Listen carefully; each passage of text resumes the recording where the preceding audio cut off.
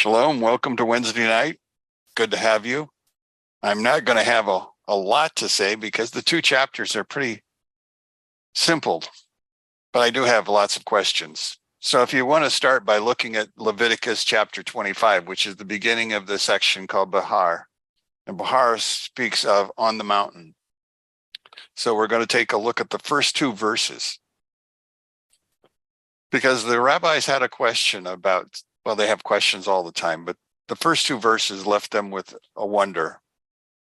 It begins by saying, Hashem spoke to Moses on Mount Sinai, saying, speak to all the children of Israel and say to them, when you come into the land that I give you, the land shall observe a Shabbat of rest, of Sabbath, for Hashem's sake. Now, the part that is hard to understand is why Moses had to put in the first line. Hashem spoke to Moses on Mount Sinai. Well, we're several years away from that event. Why is he now having to tell us about that? Why is he saying it here? This section only talks about two things that really are significant. One is the Shemitah, or the sabbatical year. That's a 7-year cycle. And the other is the Jubilee cycle, or the Yovel. And those are the two major points of discussion in this whole section. So really, those are where we're at. But if you read through this whole section, you don't get a lot of clear details as to what actually they're about. Now, all the details then had to have been given to Moses while he was on Mount Sinai. That seems to be the understood.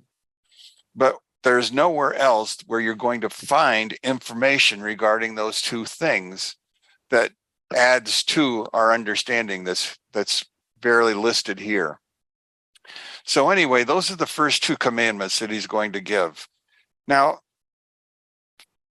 we're going to be finishing the book tonight, or the book of Leviticus, and we're going to get into Numbers, or Bamidbar, next week. But I want you to begin to think with me about what's going on. The next book, which is really where I'm going to want to spend some time, is Bechukotai. That's the book that deals with by my decrees. We're going to talk a little bit, not a lot, about the curses and the blessings that are listed there. First off, they're going to tell us that there are 49 blessings there, or 49 curses there. But if you read it carefully, and if you read it with the eye of a rabbi, you'll only find 35. So what happened to the others? Where did the other 14 go? That became another question that the Jews began to ask each other. Now, amongst them, the decision was made by Rambam and Ibn Ezra that this number 49 was just simply a number given to let us know that there were a number of curses that were listed. And you're going to find that the curses are listed in sets of 7, with the first one being the lightest and the 7th one being the heaviest. And as you continue to go down, you finally get to the heaviest of the heaviest, which is the 35th one, which is back dealing with the exile that's lasted 2,000 years. But I want you to look now at Leviticus chapter 26, and I want you to look at verse number 42.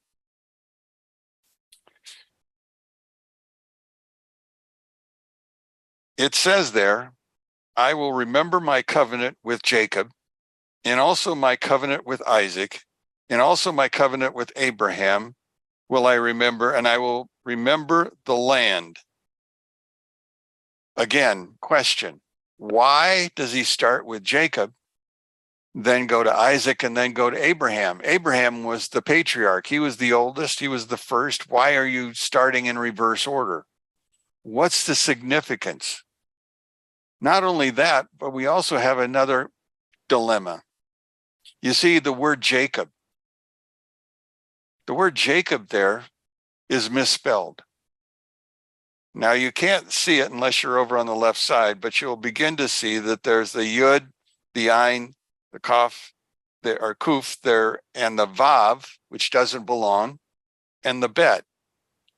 making up his name. So the name is misspelled. It's the only place in the entire Torah that it's misspelled. But it's misspelled 5 other times in Jeremiah.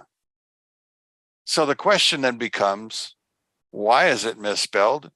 And what are we supposed to understand because of that? Well, we know, first off, Abraham's life was not the easiest life. We know he had 10 trials, and part of the trials were not even listed for us. We do not have the details of when he had to go through the fiery furnace. And he had to spend so much time with the different things that happened to him. He was born the son of an idol maker, which did not make it easier for him to become a monotheist, but he was. And he actually led others before he was removed from Babel and ended up in Haran. And from Haran, he ended up in the land. But in the process, you understand, he didn't even get to stay in the land. He had to go down to Egypt. And then he came back from Egypt. And then he had problems with his nephew. And then he had problems. You get the idea. Abraham's life was filled with problems. Now he had a son, Isaac, who never left the land. And the only major problem we ever found with him was the fact that he was going to be offered by his father on Mount Moriah. Well, that is a problem. But then again, we look at Jacob. Jacob's life was also filled this way. We look at Jacob's life, and the first thing that we have to understand is he spent a great number of years second fiddle to his brother Esau. Well, at least that was in his father's eyes, not in his mother's. He ended up having to leave home because of Esau's anger with him for stealing the blessing. And so where does he have to go? He goes to live for 20 years with Laban, his mother's brother. Life was never easy there. We know that he spent 14 years just gathering in his 2 wives. And we spent the next 6 years earning an income and creating his own wealth. And at the same time, he was also creating children. And he'll leave the land after 20 years, only to return to Yabok, the river, which was really more of a dried spring. And he would find himself in battle with the evil Esau's angel. Over and over again, we see that Jacob had a difficult life. But the one thing that Jacob had an advantage over both Abraham and Isaac was his understanding of the Torah. You see, the Torah was becoming more and more clear to him. And he began to teach it more and more to his sons. Remember, we talked about Joseph. Joseph was his favorite son, and he spent a great deal of hours in the tent of Jacob, learning and talking and discussing. Now, Jacob then, in our particular story, notice it's Jacob's covenant that's mentioned first. And Jacob's covenant is the land. That's what he's there to go. Now, he's expecting that will happen, but he understands that he's going to find his family spending years in exile. Now, Israel is going to be redeemed from exile, but they're going to go back into exile. They'll come out of it, but then they'll be put back into exile. All this time, all this Torah study, and he begins to understand through God's words. Now, they're not definitely written for him because the Sinai is where the covenants actually were written, but all he has is what he understands. Somebody must have been teaching him. He must have been learning something, because the Jews will even tell you that he knew the Torah best. But besides that, he knows that there's going to be another exile. But he also knows that eventually the Messiah will come. Now, we don't have to face annihilation, or at least I hope we don't have to face annihilation. But Israel does. I don't know if you ever use YouTube, There's an article on YouTube by one of my favorite authors. I have a few. The author wrote the book called Garments of Light. His name is Ephraim Palvanov. Ephraim Palvanov. But he has an article on there dealing with something I love to study, and that's the book of Sanhedrin. If you go from about chapter 90 in Sanhedrin to about 105, you are going to find out it deals with prophetic events, things that are going to happen in the future. Rabbi Ephraim takes chapter 98A, and he outlines for you 9 significant events that have happened since January. 9. All that can be found in the book of Sanhedrin. Now, he's not a prophet, but he does read. And there are a lot of things that are going on in the world today that are, well, basically our president has given away the nation. Because what we're finding is the fact that many of the nations, I don't know if you realize it, but May 9th, which was yesterday, Iran and Saudi Arabia traded ambassadors. Saudi Arabia is now in the camp of the Iranians, no longer an ally. Also, the Abrahamic Accord was dissolved. There is no longer a mutual peace treaty between Bahrain and all of the other nations that had already signed on. They've all since abdicated. They're now under the Chinese influence.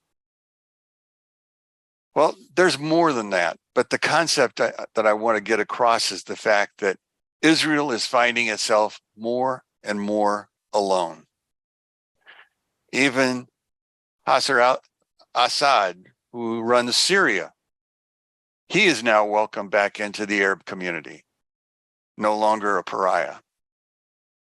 Lots of the neighbors are now under the influence of Iran.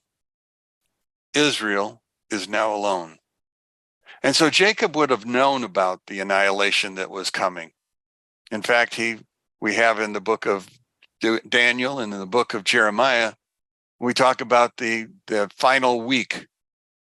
Now, in Christianity, the final week is entirely different than the way the Jews understand it.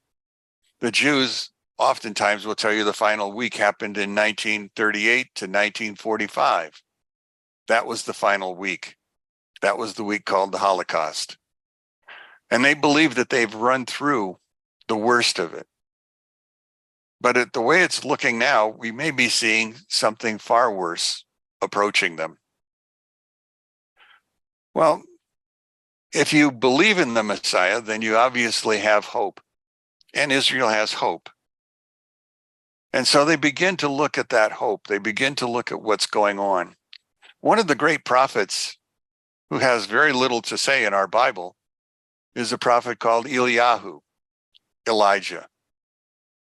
Strange enough, in Elijah's name, Eliyahu's name, there are 6 times when the Vav disappears.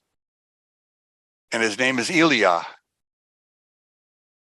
6 times when the Vav appears in Jacob, and 6 times when it disappears from Eliyahu. What's going on? Another one of the questions that they begin to ask themselves. Well, as they begin to look at this problem, oh, by the way, if you want to know where the other Vavs, extra Vavs are found, Jeremiah 30, verse 18. Jeremiah 33, verse 26. Jeremiah 46, verse 27. Jeremiah 51, verse 19. There's 4 of them right there. So there's 5 times it's missing, 5 times it's found. What's the understanding? Well, the rabbis begin to look at that 5, and they begin to look at their hand. According to the Jewish understanding, your hand has 30 bones in it. 5 times 6 is 30. So they're beginning to understand that it has something to do with the hand and has something to do with Jacob and Eliyahu. Jacob then must be shaking hands with Eliyahu, with Elijah. A confrontation. We can't understand it spiritually, but it had to have been going on and is going on.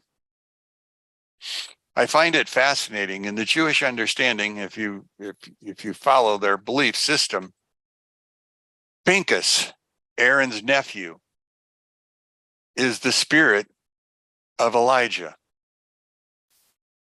Here's a man whose spirit came before he did. But it's all a part of their understanding. Now, the Messiah is going to come, and they said there's a very simple understanding. If you go to the book of,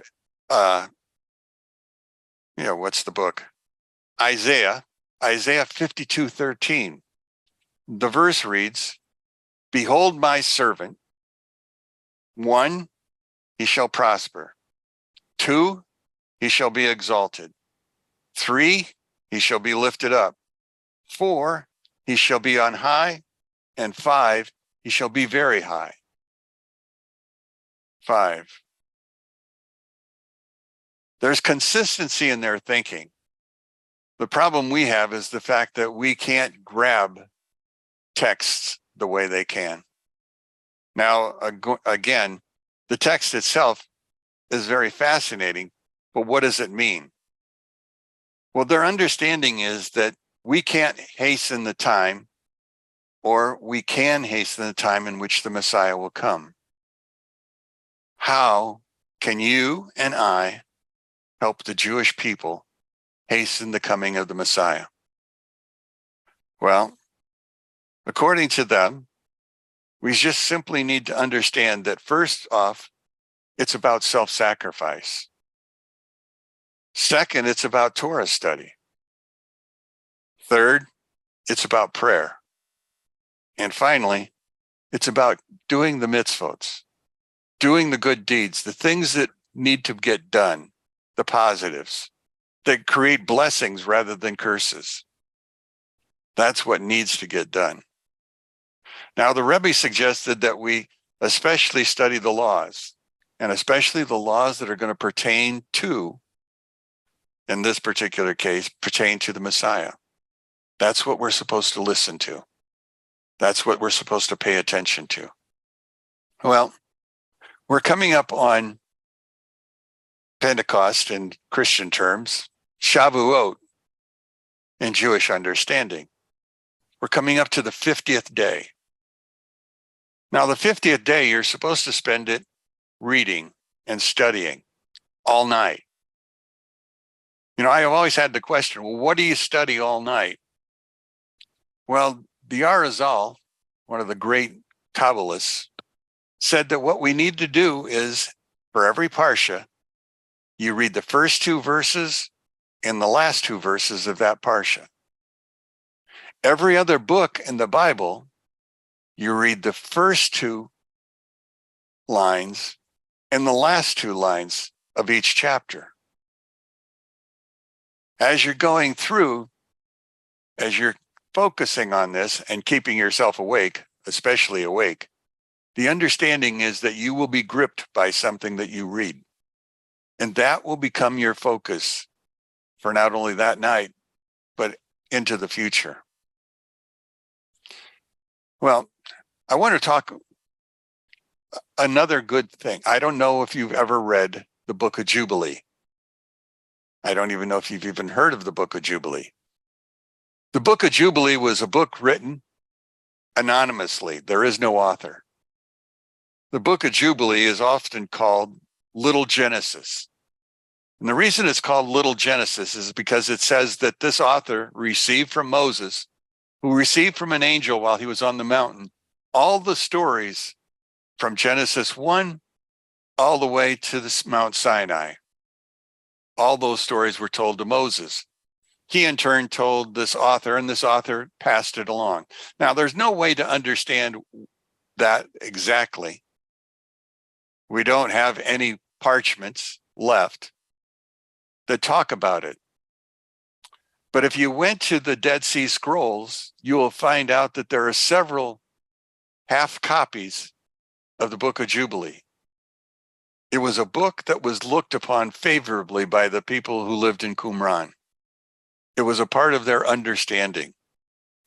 Now, the book of Jubilee is also mentioned in the Talmud in Erakim 12b. Now, the length of time of a Jubilee was 50 years. But according to the understanding, when we count the Omer, we only count to 49. We don't count 50. The same thing held true with a Jubilee year. A Jubilee year was 49 years, and the 49th year was the first year of the next Jubilee.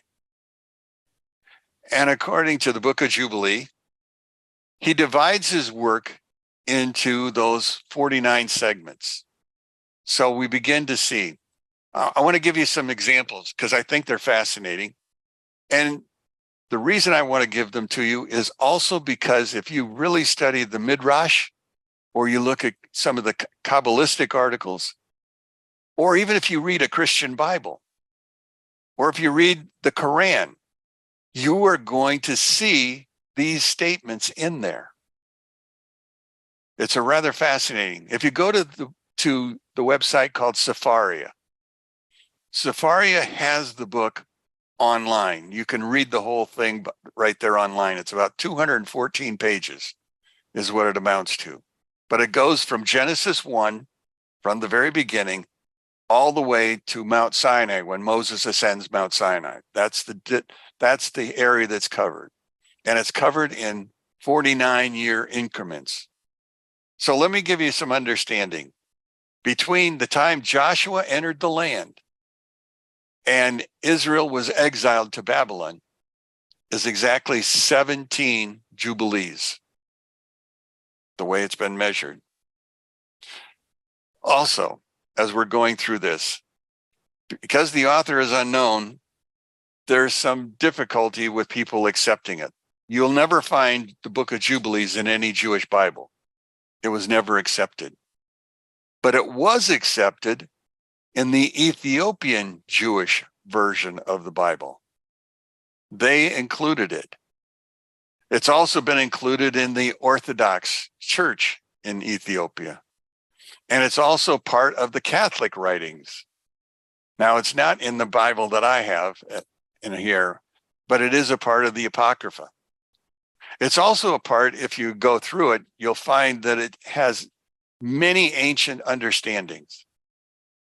Let me give you a good example of that. If I were to take you to the book of Jubilee, chapter 7, I believe it is, here's an example. God created, well, actually, it's the second chapter. God created 7 things on the first day. Now, this is their list from Jubilee: heaven, earth, water, spirits, darkness and light, and the abyss that we call the Tehom, because the Tehom is in Genesis chapter 1, verses 3. If you were to read Pirkei de Rabbi Eliezer, which is a book that the Jews accept, not in the canon, but it's acceptable, listen to what they're doing. Here they say, in this particular case, these are the things that you're going to find. You're going to find on the first day, heaven and earth, water. Instead of spirits, they use the word divine spirit, darkness and light. And then instead of Tehom, they use the word Tohu Vabohu. Almost identical. Almost identical. Now, besides that, for us who are Gentiles, I want you to understand that we are even found in the book of Jubilee. And I say that this way. The Noahides need to understand that chapter 7 deals specifically, this is where I have chapter 7 in my head, deals specifically with the 7 laws of Noah. In the Jubilees, the laws are: 1, to be just and righteous. 2, you are to be dressed modestly. 3, you are to bless the Creator. 4, honor your parents. 5, love your fellow man. 6, abstain from sexual sins. 7, the prohibition against eating the limb of a living animal. Now, in the Talmud, Sanhedrin 56 A and B, the 7 laws are listed there. Listen to them. Establish courts of law, bless the Creator, do not worship idols, abstain from sexual sins, do not murder, do not steal, do not eat the limb of a living animal. Do you see how they kind of overlap? Well, I want to give you even a stranger story. I want to take you through the story of Adam and Eve as it's explained in the book of Jubilee. For this, I might want to read some of it because I become too fascinated by it. But it goes on to say, in the story of Adam and Eve, we read that Adam lived 1 week without Eve. Do you understand? It was during that time, the first 5 days of that time was created. He went about naming the animals and he explored the universe from one end to the other. It was at that point that God put Adam to sleep to create his partner Eve. Now the text goes on to say, and this is where I'm quoting, that Adam entered into the garden 40 days after his creation and Eve 80 days. Somehow I just got lost. Come on. It just threw me out. I don't know. It doesn't matter because I'm the one that's on. Come on.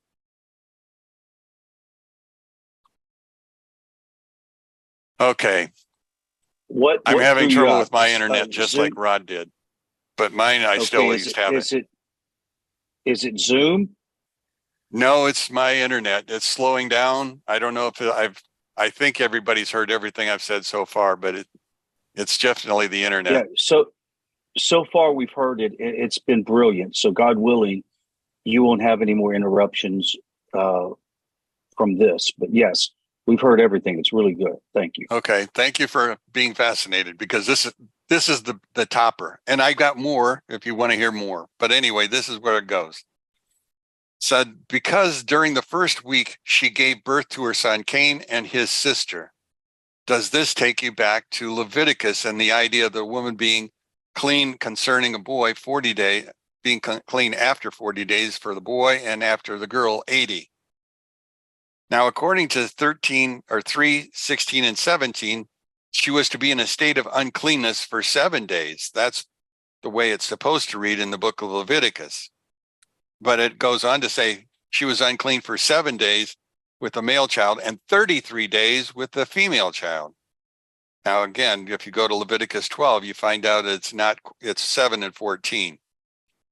Verses 33, 25, and 26 note that they were naked the entire time they were in the Garden of Eden. Now, the question is, how long were they in the Garden of Eden? According to the book of Jubilee, they were in the Garden of Eden for 7 years. During that time, they planted and grew vegetables. During that time, they harvested fruit. So that's what they did for that 7-year period. So when it says tend the garden, the book of Jubilee says this is what they meant by that. Now, the text goes on to indicate that the first family was in the garden for 7 years when it met the serpent. It specifically mentions that it was on the 2nd month, the 17th day, that temptation is going to occur. Well, the 2nd month is Heshvan. If you use Tishri as the 1st month, Heshvan 17. If you go to the book of Genesis, chapter 7 and 8, you will find out Heshvan 17 was the day the flood began and the ark was closed up. So he's saying that we have no events that are going to occur in the month of Heshvan, nothing. But he's saying the reason we have nothing is because it occurs on the same day as the serpent tempting Eve and Adam. That was the first time after that temptation that they wore clothing. Up until then, for those first 7 years, they were naked. They were not ashamed. Now, the book goes on to note that after Eve ate from the fruit, she realized their shame. And again, I talked about that, their nakedness. Now, 342 says, on that day on which Adam went forth from the garden, he offered as a sweet savor an offering. So he's leaving the garden and he's making an offering. The offering consisted of frankincense, galbanim, staki, and the spices in the morning with the rising of the sun from the day when he covered his shame. If you look at the book of Exodus, chapter 30, you will find these spices that are listed here are the exact same spices that make the incense altar work. The same spices.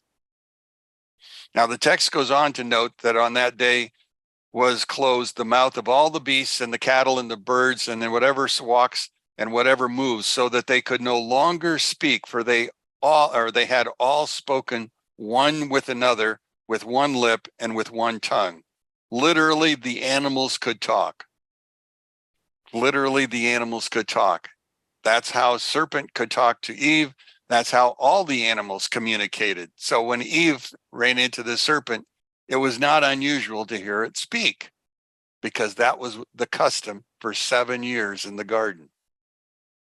So he goes on to say, lost my place. Adam alone did he give, he covered his shame at that particular point in time, and he gives him some information, general understandings that he's going to have, that he should not uncover himself as the others will do in the future. Now the story concludes, and on the new moon on the 4th month, Adam and his wife went forth from the garden, and they dwelt in the land of Elda. Now, according to the Tanakh, they dwelt in the land of Nod, which means wandering. Well, they wandered the land of Elda, according to this author, in the land there of their creation. Elda was the place where Adam was formed out of the mud. Because remember, Adam was not formed in the garden. He was formed outside the garden and put into the garden. Now, Adam called the name of his wife Eve, and they had no son to till the soil on the first Jubilee. And after this, he knew her again. There are just so many stories, but that's just one of the stories that's in here that's fascinating. And you can see the parallels that come out of the Bible. In reading the Zohar, you're going to find several stories that are going to match.